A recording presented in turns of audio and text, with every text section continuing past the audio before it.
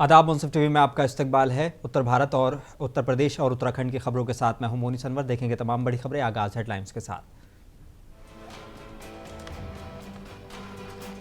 CM Yogi Adityanath Uttar Pradesh समृद्धि कार्यक्रम में हुए शामिल। बोले आने वाले वक्त में 1.5 करोड़ युवाओं को नौकरी की गारंटी।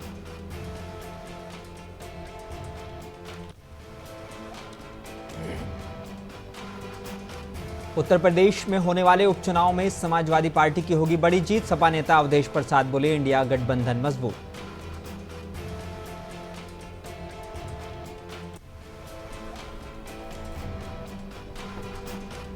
बीजेपी नेता ब्रजभूषण शरण सिंह ने कांग्रेस पर साधा निशाना। बोले धारा 370 को दुनिया की कोई ताकत नहीं हटा सकती।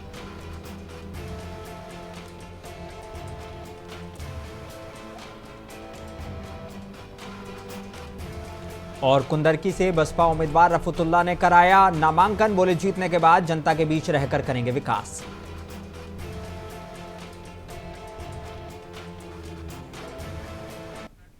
आइए बुलेटिन की शुरुआत कुछ अहम और बड़ी खबरों के साथ। उत्तर प्रदेश के सीएम योगी आदित्यनाथ ने लखनऊ में उत्तर प्रदेश समृद्धि कार्यक्रम में शिरकत की है। इस दौरान उन्होंने कहा कि आज उत्तर प्रदेश के पास 40 लाख करोड़ के निवेश प्रस्ताव हैं, मतलब 1.5 करोड़ युवाओं को नौकरी की गारंटी। इसके अंदर जब हम लोगों ने 2023 में अपना इन्वेस्टर समिट किया, वो आपके सामने है, जहां 20,000 करोड़ रुपए के प्रस्ताव नहीं आ रहे थे, आज उसी उत्तर प्रदेश में, जैसे नोटियाल जी कह रहे थे, कुछ हजारों तक भी जाता था, आज हम लोगों के पास 40 लाख करोड़ रुपए के निवेश के प्रस्ताव हैं। 40 लाख का मतलब 1.5 करोड़ युवा को सीधे सीधे नौकरी की गारंटी। मुझे बताओ, कोई गवर्नमेंट 1.5 करोड़ लोगों को एक साथ नौकरी दे सकती है क्या? कभी नहीं दे सकती, कभी नहीं दे सकती, क्योंकि इतने बड़े पैमाने पर एक समय सीमा के अंदर सरकार के पास बड़े पैमाने पर नौकरी है। अलग अलग सेक्टर की जब खाली होगी तब सरकार करेगी। 1,000, 2,000, 5,000, 10,000 हम पुलिस की भर्ती करते हैं, जो पिछली सरकारें नियत ठीक नहीं होने के कारण नहीं कर पाए। हमने 1,54,000 पुलिस की भर्ती अलग अलग फेज में कर दी। और ठीक है, एक बात तो हो गई, लेकिन ये कोई बोलेगा कि हर साल 1 लाख पुलिस की भर्ती होगी, कठिन नहीं हो सकता, क्योंकि संख्या सीमित है। उत्तर प्रदेश में होने वाले उपचुनाव को लेकर समाजवादी पार्टी के नेता अवधेश प्रसाद ने प्रतिक्रिया दी है। अवधेश प्रसाद ने कहा कि पूरे प्रदेश में 10 सीटों पर उपचुनाव होना है और सभी सीटों पर समाजवादी पार्टी इंडिया गठबंधन पूरी तरह से जीतने की ताकत में है।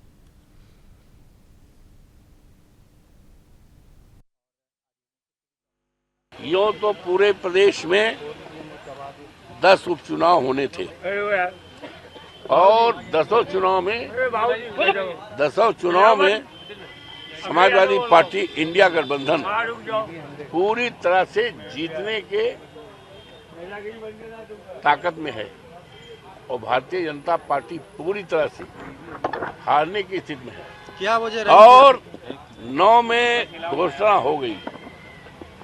10वें में जो हमारी सीट है, जहां से हम एमएलए थे, यूँ तो एमएलए हम 9 बार एमएलए रहे, मिल्कीपुर से एमएलए थे, तो जब वहाँ की देवतुल्य जनता ने चौवन फैजाबाद जो अयोध्या जनपद की सीट है। बीजेपी नेता ब्रजभूषण शरण सिंह ने कांग्रेस पर निशाना साधा है। ब्रजभूषण शरण सिंह ने कहा कि कांग्रेस के नेता बयानबाजी करते हैं। कांग्रेस ने कहा था कि जम्मू कश्मीर में जिस दिन हमारी सरकार बनेगी हम धारा 370 को खत्म कर देंगे, लेकिन अब धारा 370 को दुनिया की कोई ताकत नहीं हटा सकती।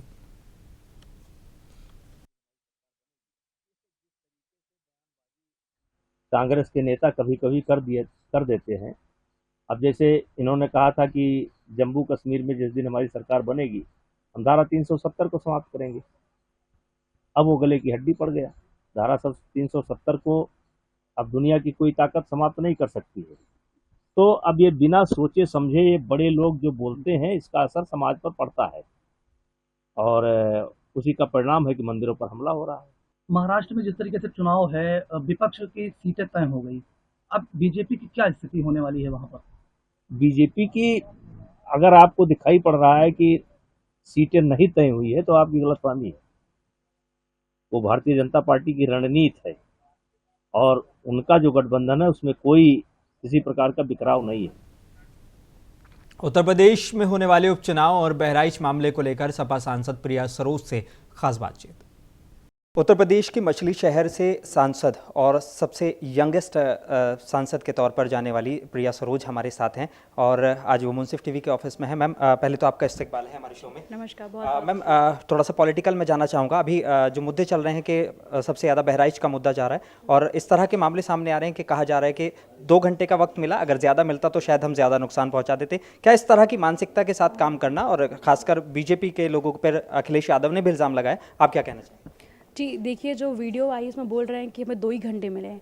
इसका मतलब कोई सपोर्ट कर रहा है, किसी की इतनी हिम्मत हो रही है, वो आके बोल भी रहे हैं कि और समय मिलता तो हम और कर लेते हैं। इसका मतलब कहीं ना कहीं प्रशासन उनके साथ है, कहीं उनको पीछे से बैकिंग और सपोर्ट मिल रहा है, इसलिए उनकी इतनी हिम्मत हो रही है कि हम कुछ बोल देंगे तो हमारी कोई कार्रवाई नहीं होगी। आप ये समझिए कि योगी गवर्नमेंट में एक आप ये देखेंगे जो प्रशासन है और जो जितने भी कानूनी कार्रवाई हैं वो ऐसी हो गई कि सिर्फ चंद लोगों के लिए ही काम कर रहे हैं, बाकी चंद लोगों को बिल्कुल साइड कर देते हैं। तो पर्टिकुलर कम्युनिटी और बैकवर्ड जो है उन्हीं को टारगेट किया जा रहा है। एक बड़ा सवाल, अभी जो अखिलेश यादव ने जिले के डीएम पर आरोप लगाया है कि जो प्रशासन है वो एक बीजेपी के नेताओं की तरह बीजेपी के जिलाध्यक्ष के तौर पर काम कर रहा है और जो अपोजिशन के नेताओं के पर्चे हैं वो खारिज कर दिए जा रहे हैं। जी देखिए, ये ऐसा पहले नहीं होता था, अब ऐसा होने लगा कि जो डीएम है, जितनी प्रशासन है, उनके ऊपर इतना प्रेशर है कि वो अब खुलेआम अपना काम भी नहीं कर पाते हैं। वो अगर सोचते हैं कि सही काम करे भी, लेकिन उनके ऊपर हमेशा ऊपर से प्रेशर रहता है। हम खुद प्रैक्टिकल देख रहे हैं कि हमारे जो क्षेत्र में है, हम भी कुछ सही काम करते हैं या फिर कहीं कुछ बात फ़ोन करते हैं कि हाँ ये समस्या देख लीजिए, लेकिन वो लोग भी ट्राई करते हैं कि नहीं, सपा के नेता तो बात नहीं सुननी है। इसका मतलब सोचिए, प्रशासन ऐसे हैं कि वो चंद लोग का बात सुनते हैं, चंद लोग का बात नहीं सुनते। अभी सोचिए, लॉ एंड ऑर्डर ऐसा है कि लॉ एंड ऑर्डर कुछ ही लोग के लिए, कुछ लोग के लिए नहीं है। जबकि इस देश में लोकतंत्र संविधान है, इसके बावजूद जो पीड़ित लोग हैं वो पीड़ित के परिवार के लोग पीड़ित है। अभी उत्तर प्रदेश के पूर्व डीजीपी का भी बयान आया था, उन्होंने कहा था कि जो पुलिस है वो बिल्कुल बहुत ज़्यादा दबाव में काम कर रही है। अगर पुलिस प्रशासन ही दबाव में काम करेगा नेताओं के, तो फिर किस तरह से उम्मीद की जा सकती है कि वो न्याय कर पाएंगे? जी बिल्कुल न्याय नहीं हो सकता, क्योंकि हमें लगता है अगर कोई अच्छा प्रशासन हो और अच्छा देश जो चलता है, अगर वहाँ के जो पुलिस जो डीएम फ्री माइंड होंगे, अगर फ्रीली काम करेंगे, ज़्यादा अच्छा काम कर पाएंगे। अगर पॉलिटिकल प्रेशर में कोई काम नहीं कर सकता है, लेकिन जो प्रेशर जो क्रिएट किया जा रहा है, वो जो लेवल था पहले भी होता था, ऐसे नहीं कि पहले नहीं होते होंगे, लेकिन जब ये लेवल ऐसा है कि वो अपना अगर कुछ भी काम करना चाह रहे हैं स्टेप बाय स्टेप, तो हर चीज़ उनको ऊपर से ऑर्डर आता है। मतलब आप IAS DM बन तो गए हैं, लेकिन आप एज अ पपेट काम कर रहे हैं वहाँ पे चेयर पे बैठ के, जो कि चीज़ नहीं होना चाहिए। अगर जो डीएम अपना काम करना चाहिए उनको, लेकिन जो डीएम वो भी आई थिंक वो भी फ्री फील नहीं करते काम करने के लिए। एक आखिरी सवाल, अभी उपचुनाव हैं, 10 सीटों पर उपचुनाव होने थे, लेकिन 9 सीटों पर उपचुनाव कराए जा रहे हैं। अयोध्या की जो सीट थी अवधेश प्रसाद की वजह से जो खाली हुई थी, उस पर उपचुनाव नहीं हो रहे हैं। 9 सीटों पर क्या उम्मीद लगती है, और ये जो सीट पे चुनाव नहीं हो रहा, क्या कहेंगे इस पर? जिस तरह से समाजवादी पार्टी 37 सीट जीते हैं, उसी तरह हम 9 सीट भी जीतेंगे। पूरा भरोसा विश्वास जनता के ऊपर। जनता समझ गई है कि जो बीजेपी गवर्नमेंट है ये केवल हिंदू मुस्लिम के नाम पे वोट लेते हैं, और ये ऐसी सरकार है जो केवल 5 किलो राशन मांग के वोट लेने का काम कर रहे हैं। इनकी सरकार में पेपर लीक हो रहा है, पार्लियामेंट लीक हो रहा है, किसान लोग धरने पे दे रहे हैं, महिलाओं की बात सुनी नहीं जाती है। अब चाहे मणिपुर का एग्जाम्पल ले लीजिए, मणिपुर में महिलाएं जल रही, तो प्रधानमंत्री मोदी जी से एक वर्ड नहीं निकला गया है। हाथरस में जैसे कांड हो जाते हैं, लेकिन सरकार केवल सिर्फ जुमलेबाज करते हैं। जनता समझ कि बोलने से काम नहीं, काम करने से काम होता है। बहुत शुक्रिया हमारे साथ बात करने के लिए। तो ये प्रिया सरोज हमारे साथ ही, कैमरा पर्सन शिवा के साथ मोनी सनवर, मुंसिफ टीवी, हैदराबाद। कुंदर की विधानसभा सीट पर होने वाले उपचुनाव को लेकर बहुजन समाज पार्टी के उम्मीदवार रफतुल्ला उर्फ नेता छिद्दा ने कलेक्ट्रेट पहुंचकर आज नामांकन कराया है। बसपा उम्मीदवार के तौर पर आज अपना नामांकन कराकर बाहर निकले रफतुल्ला ने कहा कि पार्टी ने उन पर भरोसा जताया है, जनता के बीच जाकर पार्टी के लिए वोट मांगेंगे। साथ ही कहा कि जनता के लिए हमेशा काम करेंगे, जीतने के बाद जनता के बीच में रहकर ही क्षेत्र का विकास करेंगे।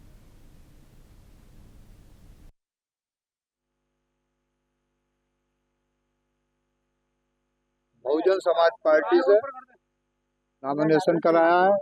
बहन जी का 5वीं बार आशीर्वाद मुझ पे हुआ कुंदरकी से। सबसे पहले बहन जी का शुक्रिया अदा करता हूँ, बहुजन समाज पार्टी के नेताओं का शुक्रिया अदा करता हूँ, और उसके बाद कुंदरकी वासियों का भी अपील की दरख्वास्त के साथ शुक्रिया अदा करता हूँ। पार्टी के लिए भी चुनाव में खरा उतरने की कोशिश करूँगा और वहाँ की जनता का अगर सहयोग मिला जिस लायक भी, तो उसमें भी खरा उतरने की कोशिश करूँ। मुद्दे चुनाव में सबके विकास के ही होते हैं, मेरा भी विकास का ही रहेगा और पिछड़ा वर्ग, सबसे एससी वर्ग, मुस्लिम वर्ग, सबको बहुजन समाज। जौनपुर के सुरेरी थाना इलाके के पुलिस द्वारा बीते 19 अक्टूबर से लापता अपहृत युवक सूरज गुप्ता को गिरफ्तार कर लिया गया है। सूरज गुप्ता 19 अक्टूबर को घर से मॉर्निंग वॉक के लिए निकला था और तभी से गायब चल रहा था। पिता ने तहरीर देकर उसके अपहरण होने की प्राथमिकी दर्ज कराई थी। इस मामले में लगातार पुलिस सर्विलांस के माध्यम से युवक की खोजबीन में जुटी थी। युवक के मोबाइल फोन से लगातार व्हाट्सएप पर परिजनों को मैसेज आ रहे थे और 40 लाख रुपए की फिरौती की मांग की जा रही थी। सुरेरी पुलिस टीम द्वारा खुद के अपहरण की साजिश कर फिरौती की मांग करने वाले अभियुक्त सूरज को गिरफ्तार कर लिया गया है और रहस्यमय परिस्थितियों में गायब हो गया है। इसका अपहरण कर लिया गया है। इस सूचना पर तत्काल सूचित धाराओं में अभियोग पंजीकृत हुआ और चूंकि एक बड़ी सनसनीखेज घटना थी, पुलिस की टीमों का गठन किया गया और पुलिस अधीक्षक जनपद जौनपुर के नेतृत्व में इसमें 5 टीमें लगातार काम कर रही थी। स्वाट सर्विलांस की टीमें काम कर रही थी और इसी दौरान इस अपहृत ने अपने कई लोकेशन बदले और अपने मोबाइल से ही उसमें से सिम को निकालकर और वाईफाई के माध्यम से व्हाट्सएप का प्रयोग करते हुए इसने 40 लाख रुपए फिरौती की मांग की अपने घर वालों से।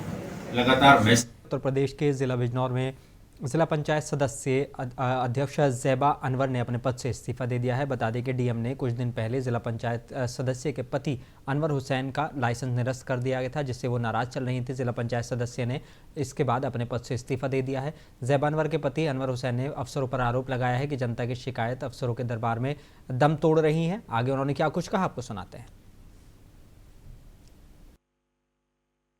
हमने जो इस्तीफ़ा दिया है वो इसलिए दिया है, क्षेत्र की लगभग एक जिला पंचायत मेंबर के क्षेत्र में 35 से 40 हज़ार वोटिंग होती है। अब जब जनता ने हमें चुना और उनके समस्याओं का समाधान हम नहीं करा पा रहे हैं, काफ़ी कोशिश की, काफ़ी संघर्ष किया, उनकी समस्याओं का समाधान नहीं होता और कोशिश वो कहीं ना कहीं प्रशासन की चौखट पर आकर दम तोड़ देती है हमारी कोशिश। तो इसलिए हम अपना जिम्मेदारी से जिला पंचायत के पद से हम इस्तीफ़ा दे रहे हैं।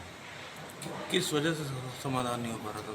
समाधान ये नहीं हो पा रहा था, एक तो इसका अभी लेटेस्ट बात ये है, अभी हाल ही में लगभग 15 दिन पहले 2 साल से बराबर में डीएम साहब के ऑफिस में, कार्यालय में जाकर दस्तक दे रहा था। मेरा कोई क्राइम रिकॉर्ड नहीं है, मेरे ऊपर कोई क्रिमिनल कोई मुकदमा नहीं है। कोरोना काल के 1-2 मुकदमे लगे थे जो सरकार ने वापसी ले लिए थे, उसके बावजूद भी डीएम साहब ने मेरा लाइसेंस शस्त्र का निरस्त कर दिया और इसके साथ साथ और भी काफ़ी समस्याएं हैं जिसको लेकर मैं इस्तीफा दिया। उत्तर प्रदेश के सीतापुर शहर के अग्रसेन भवन में राष्ट्रीय लोकदल का कार्यकर्ता सम्मेलन का आयोजन किया गया, जिसमें मुख्य अतिथि प्रदेश अध्यक्ष और पूर्व सदस्य विधान परिषद रामाशीष राय का आरपी सिंह चौहान प्रदेश महासचिव ने फूलमालाओं से जोरदार स्वागत किया। इस मौके पर रामाशीष राय ने कार्यकर्ताओं को संबोधित करते हुए कहा कि आप लोग गांव-गांव जाकर सरकार की उपलब्धि के बारे में बताएं।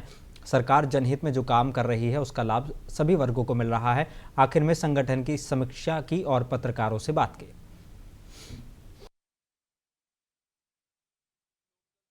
देश में अपने संगठन की समीक्षा कर रहा है और उसको बूथ लेवल तक ले जाने के लिए रणनीति बना रहा है। उसी क्रम में आज सीतापुर की बैठक थी, जिसमें संगठन की समीक्षा भी हुई और आगे के लिए संगठन को कैसे मजबूत किया जाए इस पर चर्चा हुई। अध्यक्ष जी हमारे मंत्री हैं और उन पर बहुत बड़ी जिम्मेदारी दी गई है। कौशल विकास प्रधानमंत्री के एजेंडे में सबसे महत्वपूर्ण मंत्रालय है और ऐसे मंत्रालय की जिम्मेदारी हमारे राष्ट्रीय अध्यक्ष चौधरी जयंत सिंह के कंधों पर दी गई है और वह पूरे देश में, प्रदेश में बड़े मन से प्रयास कर रहे हैं कि जमीनी स्तर पर कैसे उन कार्यक्रमों को उतारा जाए। अयोध्या राम की नगरी में 8वें दीपोत्सव को लेकर आला अधिकारियों ने निरीक्षण किया है। वहीं चल रहे निर्माण कार्यों का भी उन्होंने निरीक्षण किया है और संबंधित कार्यदायी संस्था को पूरा करने का निर्देश दिया है। वहीं 30 दिसंबर को राम की पैड़ी पर 8वां दीपोत्सव मनाया जाएगा। निरीक्षण के दौरान महापौर गिरीशपति त्रिपाठी, आईजी प्रवीण कुमार, कमिश्नर गौरव दयाल, जिला अधिकारी चंद्र विजय सिंह, एसएसपी राजकरण नैयर सहित कई आला अधिकारी मौजूद रहे।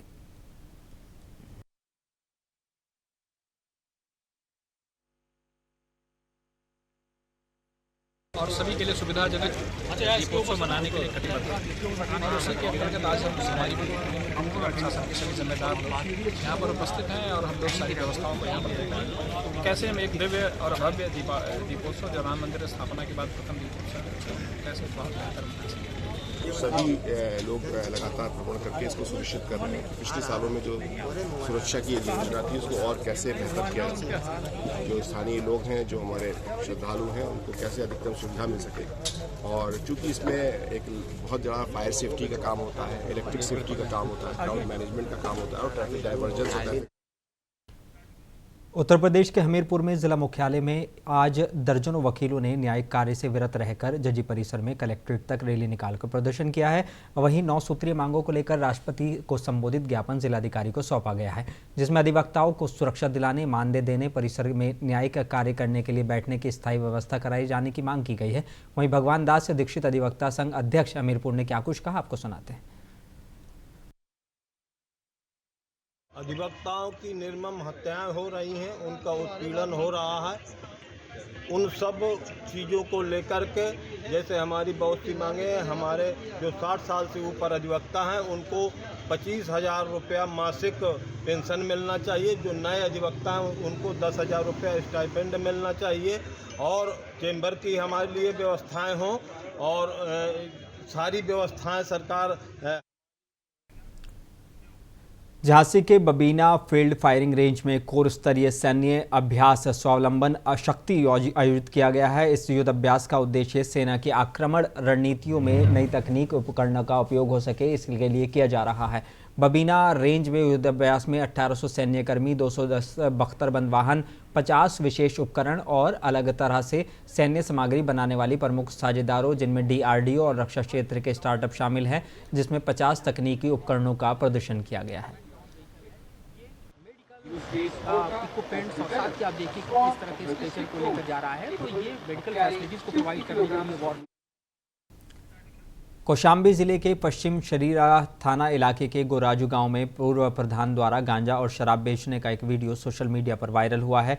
वीडियो में एक शख्स पूर्व प्रधान के घर जाता है और उससे गांजा और एक बियर देने को कहता है, जिस पर उसके द्वारा एक काली पन्नी में शराब और गांजा देता है। इसका वीडियो वायरल हुआ तो पुलिस प्रशासन हरकत में आया। पश्चिम शरीरा कोतवाली और चौकी इंचार्ज ने आरोपी के घर पर छापा मारकर शराब सहित अन्य मादक पदार्थ बरामद किया है। वहीं आरोपी को गिरफ्तार कर कोर्ट भेज दिया गया है। इसी मामले में छापेमारी के 2 घंटे पहले चौकी इंचार्ज मौके पर मौजूद थे। चौकी इंचार्ज पर ग्रामीणों ने आरोप लगाया कि मौके पर पहुंचकर काफ़ी अवैध मादक पदार्थ हटवा दिया गया, नहीं तो छापेमारी में काफ़ी मात्रा में मादक पदार्थ बरामद होता।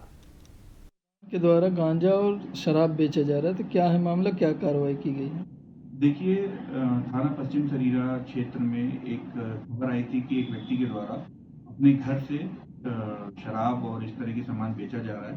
सूचना प्राप्त होते ही पुलिस फोर्स द्वारा वहां पर दबिश दी गई थी और उसके पास से कुछ शराब की बोतलें और बियर आदि बरामद हुई है। इस पे आबकारी अधिनियम कोंच कोतवाली पुलिस को बड़ी कामयाबी मिली है। बता दें कि पुलिस ने 5 बाइकें बरामद की हैं और बाइकर्स गैंग के 2 शातिर चोरों को भी गिरफ्तार किया है। कोतवाल अरुण कुमार राय बोले कि अभी और भी बाइक चोरों को पकड़ा जाएगा।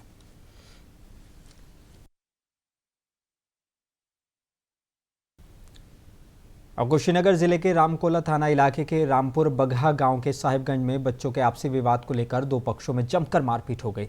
दोनों तरफ से हुई मारपीट में 9 लोग घायल हुए हैं, जिनमें से एक की हालत काफ़ी गंभीर बताई जा रही है। मामला 2 समुदाय से जुड़े होने के कारण मौके पर 3 थाने की पुलिस फोर्स लगाई गई है। घटनास्थल पर कुशीनगर पुलिस अधीक्षक संतोष कुमार मिश्रा पहुंचे और मामले की जानकारी ली और मातहतों को उन्होंने आवश्यक दिशा निर्देश दिए हैं। वहीं पुलिस अधीक्षक संतोष कुमार मिश्रा ने बताया कि घटना के बाद मौके पर भारी पुलिस फोर्स तैनात कर दिया गया है और शांति व्यवस्था कायम है। कोला के रामपुर बगहा गांव में यहाँ सूचना प्राप्त हुई थी कि बच्चों के विवाद में बड़े के बीच में लड़ाई हो गई थी। 112 के माध्यम से जब सूचना प्राप्त हुई तत्काल हम लोग पूरा पुलिस फोर्स के साथ में यहाँ गांव पे पहुँचे हुए हैं। शांति व्यवस्था यहाँ कायम है। कुछ लोगों को चोट आई है, उनको इलाज हेतु अस्पताल में एडमिट करा दिया गया है। वैधानिक कार्रवाई अग्रिम करा। खबर बाराबंकी के रामनगर थाना इलाके के अंतर्गत कस्बा सड़िया मऊ से जुड़ा है, जहां स्थित हाफिज जी के होटल पर एक वीडियो सोशल मीडिया पर तेजी से वायरल हो रही है। यहां रोटी बनाने वाला एक शख्स रोटी बनाते वक्त उसमें गलत काम करता हुआ दिख रहा है। किसी ने दूर से वीडियो रिकॉर्ड कर लिया, अब वो वायरल हो रही है।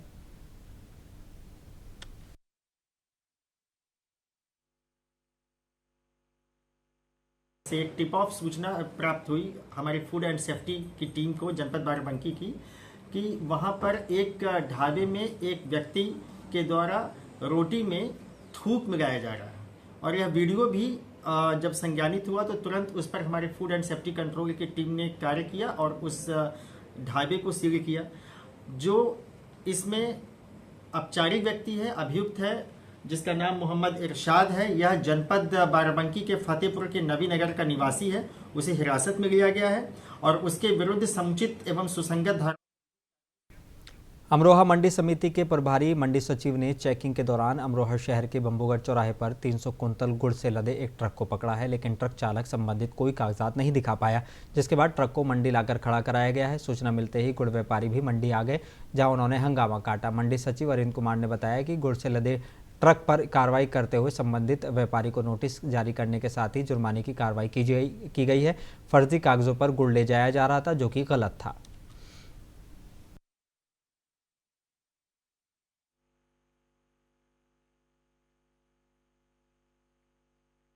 ये प्रकरण से ये है कि मैं रात को चेकिंग पे था, बम्बूगढ़ चौराहे पे चेकिंग कर रहा था, जिसमें मुझे गाड़ी जो इसका BR 01 7626 था, 7626 BR 01 GS 7656 था।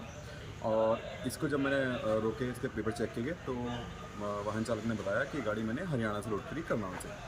और जब मैंने ड्राइवर से पूछा तो थोड़ा सा उसकी बातों में संशय हुआ, क्योंकि उसने मुझे रूट बताया ऐसा जो मेरठ होके जाता है। तो संशय के आधार पर इस गाड़ी को मैं मंडी समिति अमरोहा ले आया हूँ। सुबह जब मैंने जानकारी करना चाही तो जो इसमें बिल थे वो हरियाणा के थे और जो इसके ऑनर थे, जो फर्म मालिक हैं, वो आज मेरे पास आए हैं। उन्होंने मुझे कुछ अपने साक्ष्य दिए हैं जिनके आधार पर हम इसका परीक्षण कर रहे हैं। साथ ही जब हमने थोड़ा ड्राइवर को थोड़ा सा पुश किया तो ड्राइवर ने बताया कि गाड़ी हमने वहाँ से लोड करी है हल्दौर मंडी से, ठीक है। और इसके बाद हमने एक अवसर दे दिया है व्यापारी को कि आप अपना मंडी शुल्क विकास से जमा कराकर सामान सहित गाड़ी को लेके जाएं, अन्यथा किसी में।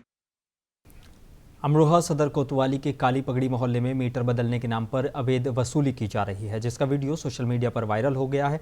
अब बताने की वसूली अमरोहा के दुकानदारों से की जा रही थी। वायरल वीडियो को संज्ञान लेते हुए बिजली विभाग जांच में जुट गया है।